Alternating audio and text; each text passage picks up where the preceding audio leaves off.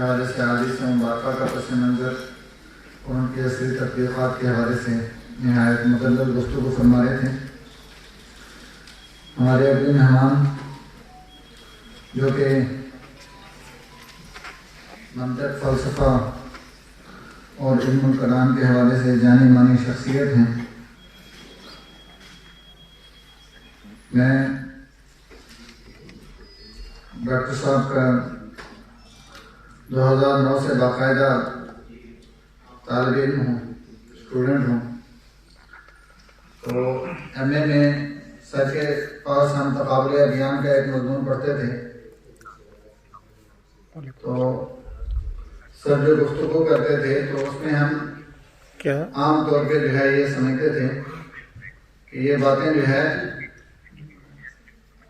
ایسی ہیں جو بے رخ اور بے مطلب ہیں، لیکن سر اتنا خوبصورت انداز سے اس مضمون کو لے کر چلتے تھے کہ اس مضمون کے اختتام تک ہم سمجھ پاتے تھے کہ سر نے جو ہے ہمارے لیے کس قدر محنت سے کام لیا ہے. کیوں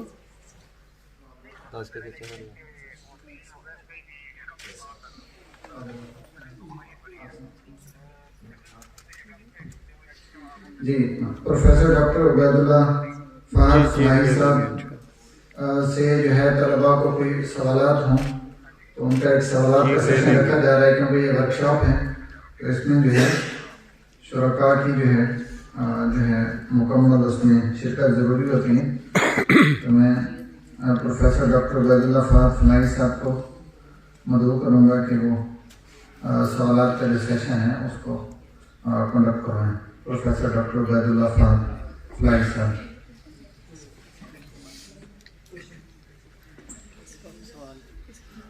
حضرت علی رضی اللہ تعالیٰ عنہ کا مشہور جملہ ہے ناجی البلاغہ میں، حسن السوال نصف العلم. اچھے انداز سے سوال کرنا آدھا علم. میں اپنے طلباء سے کہتا ہوں اگر آپ نے کوئی سوال کیا ہے ماسٹرس، اس کا مطلب یہ آپ کو جانتے ہیں. جو نہیں جانتے ہیں آپ کو سوال کر رہے ہیں، اور اگر آپ چپ چاپ بیٹھے اس کا مطلب آپ کو کچھ سمجھ نہیں ہے.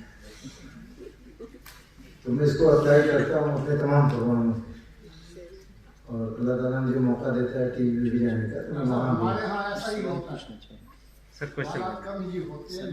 سر. یہ صرف یہیں کی خصوصیت نہیں ہے، الحمدللہ پورا عالم اسلام اس خصوصیت کا حامل ہے. سمن بکن عمی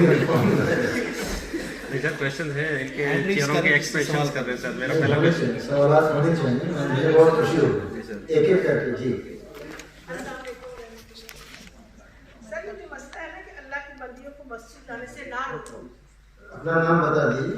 لکھت حمید میرا نام ہے، ایم فل سیکنڈ کی اسٹوڈنٹ ہوں. تو یہ جو آیت ہے نا حدیث پاک ہے اللہ کی بندیوں کو مسجد جانے سے نہ روکو.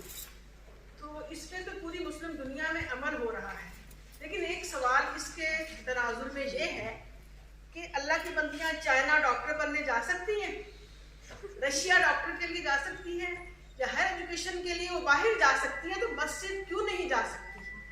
یہ کون ان کی ذہن سازی کرتا ہے کہ نہیں مسجد سے فتنہ ہے مگر رشیا اور چائنا جانے میں تو کوئی فتنہ نہیں، وہاں فتنہ نہیں ہوگا اور یہاں فتنہ ہوگا؟ ذرا اس کو پلیز وضاحت کریں اس کا کیا. اسی میں تھوڑے سے جملے اور لوگ ہیں. حج کے موقع پر خواتین حج کرنے جاتی ہیں، عمرہ کرنے جاتی ہیں، فتنہ نہیں ہوتا. بالکل صحیح.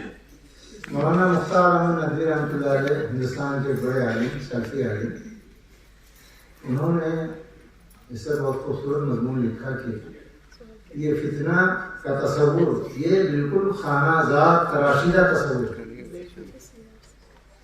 بازاروں میں نہیں فتنہ ہوتا ہے، آفسوں میں نہیں فتنہ ہوتا ہے، مسجد ہی میں سارے فتنے بھرے ہوتے ہیں. یہ تو بالکل غلط تصور ہے.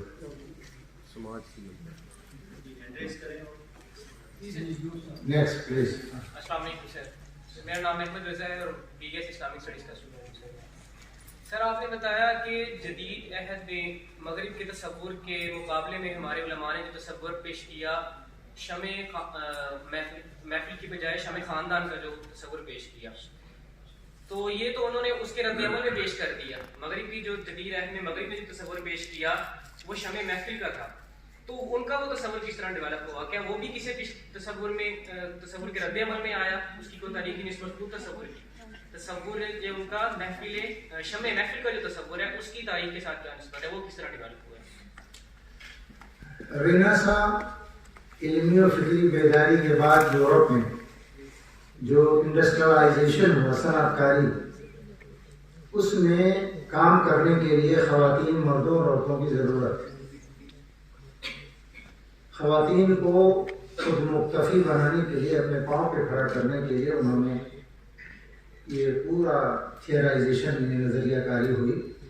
اور اس کے پیچھے دراصل وہ بزنس مائنڈڈ یہودی ذہن تھا جس نے ان کو گھروں سے نکال کے معاشرے میں پہنچایا، اور اس کی سزا بھی بھگت رہی ہے، یہ لوگ بھگت رہے ہیں.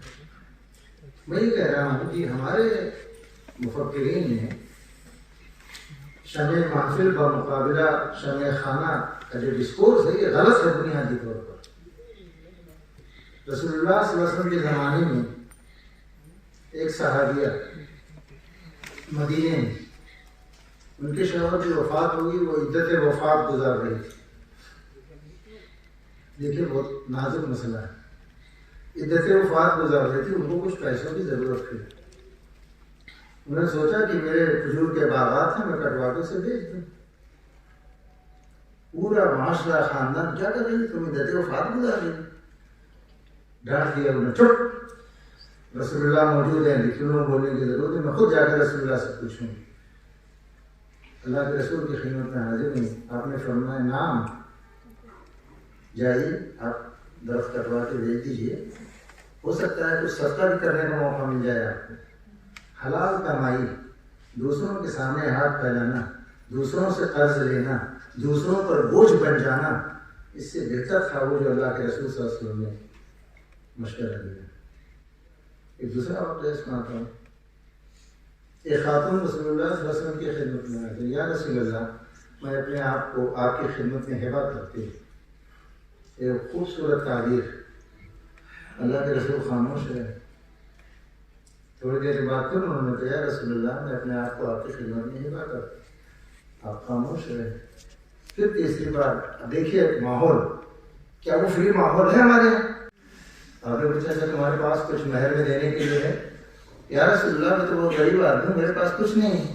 آپ نے کہا اچھا جاؤ ڈھونڈو، ولو خاتم من حدید، جاؤ سونے کی کوئی نسلی انگوٹھی لوہے کی مل جائے لے کے آؤ، کچھ تو لاؤ. تھوڑی بار پلٹ کے، یا رسول اللہ، پھر بھر وہ بھی نہیں. اچھا تمہیں کچھ صورتیں یاد ہیں؟ یا رسول اللہ، مجھے فلاں فلاں صورت یاد ہے. تو تم ان خاتون کو یاد کراؤ. یا رسول اللہ، میں یاد کرا دوں. آپ نے ان کا نکاح پڑھا دیا نہیں کہ ان صورتوں میں بدل. دیکھیے کتنا پیارا معاشرہ ہے، سیدھا سادہ، کوئی ایج پیش نہیں، نہ بارات ہے، نہ کسی بارات کی بھوکی کے پیسے ہیں. سمپل معاشرہ. وہی معاشرہ رسول اللہ کا، وہی معاشرہ سیسا پلائی کی دیوار بنا. اسی معاشرے نے عورت کو اتنی آزادی حاصل کی دی کہ وہ رسول اللہ سے بحث کر رہی ہیں. حضرت خولہ کا واقعہ، ان کی تعلیم میں پوری سورہ اتر گئی. قد سمع اللہ قول التی تجادلک فی زوجہا وتشتکی الی اللہ.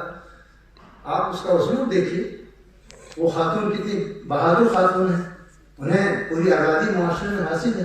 کہاں ہے ہمارے معاشرے میں آزادی؟ ابھی کوئی خاتون اس طرح کا کوئی موقع آ جائے تو اس کا کردار خوشی کو لگ جائیں گے. ہمارے یہی علماء کرام، مفتیان اعظام یہی فتوے دینا شروع کر دیں گے. میں یہ کہہ رہا ہوں کہ ہمیں دور رسالت کی طرف واپس پلٹنا ہوگا. وہی سیدھا معاشرہ، سچا معاشرہ، بے لوث معاشرہ، جہاں اتنی زیادہ یہ جو ہمارا یہ پورا معاشرہ اتنا بوجھل ہو گیا ہے، اتنا پیچیدہ ہو گیا ہے، اس پہ زیادہ اثر ہندو تہذیب کا ہے. عربوں کا معاشرہ آج بھی اتنا بوجھل نہیں کہ ہمارا ہندو پاک کا وہ معاشرہ جہاں جہاں ہندوازم، بدھزم کا زیادہ اثر رہا ہے، وہ زیادہ وہاں دقتیں ہیں، پریشانیاں ہیں. ان سے نکلنے کی ضرورت ہے. السلام علیکم، میرا نام طیبہ ارم ہے، بی ایس اسلامک اسٹڈیز کی اسٹوڈنٹ ہوں. آیا کہ آپ نے بتایا کہ دو طبقے ہیں، ایک وہ جو عورتوں کو بالکل ہی گھر میں رکھتے ہیں، ہر طرح کے حقوق ان پہ ان کی پابندی کر دیا، حقوق سے انکار کروا دیا ہے، اور ایک وہ ہے जो आज़ादी तो देते हैं लेकिन वो बहुत ज़्यादा ही मगरब की तरफ आज़ादी हो जाती है। उन्हें इल्म नहीं होता कि हमारी औरतें मज़हब से भी जा रही हैं और हर तरह के हकूक़ से भी दस्तबरदार हो रही हैं। क्या इन दोनों तबकों के दरमियान हम कोई ऐसे इंटरचेंज ला सकते हैं, कोई ऐसी इस्लाह कर सकते हैं जिससे ऐसा तबका हो कि जिन्हें समझ आए कि अक्सर लोग ऐसे हैं अगर वो अपनी खातून को बिल्कुल घर में रखते हैं तो वो बागी हो जाती हैं। वो इस बात के लगता है कि हमारे लिए हमारे घर का मुआशरा, हमारे महरम भाई बाप यही हमारे लिए एक खुदकुशी का माहौल पैदा कर रहे हैं। कई औरतें इस जुमरे में आकर खुदकुशी कर लेती हैं, बहुत से इक़दाम उठा लेती हैं। तो कोई मर्दों के तबके के लिए कोई ऐसी इस्लाह जिससे वो ना ज़्यादा मगरबी तरफ लेके जाएं अपनी ख़वातीन को और ना बिल्कुल घरों में कैद करके रखें और एक दरमियानी तबके की सूरत में एक इस्लाह हो जाए, इससे एक अच्छा मुआशरा तश्कील हो। बहुत उम्दा आपने सवाल किया है। मैं 5 साल 6 साल पहले इस्लामाबाद में ये NUML national university of modern language उनके सेमिनार में था। वो